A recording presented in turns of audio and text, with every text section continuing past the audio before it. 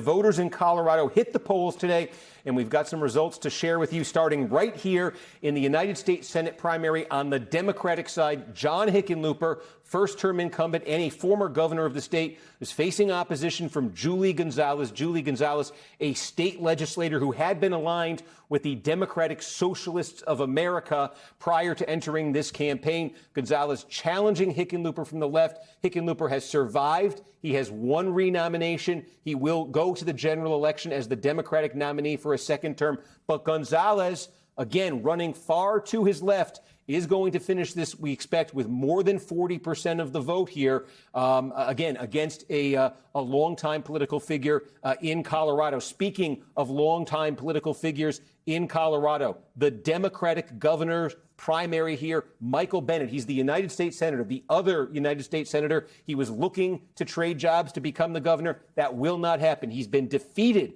in Colorado's Democratic gubernatorial primary by Phil Weiser. Phil Weiser, the state attorney general, who sought to make an issue out of Bennett's status as a longtime senator, a figure of Washington, D.C. We've seen polling, Democratic voters saying they are not happy with their party's Washington, D.C. leadership. Weiser trying to attach Bennett to that, apparently having some success in that primary. And then there is this, Colorado's first congressional district. This is in Denver. Diana DeGette, a longtime incumbent, 30-year incumbent, challenged by a socialist, Malat Quiros, backed by the Democratic Socialists of America. There are still votes being tabulated, but you can see Quiros has opened up a lead over DeGette here. The most recently counted votes have been very favorable to Quiros, very bad for DeGette. And so it could be that, again, that socialist fueled faction of the Democratic Party that we have seen post some big wins in Democratic primaries recently,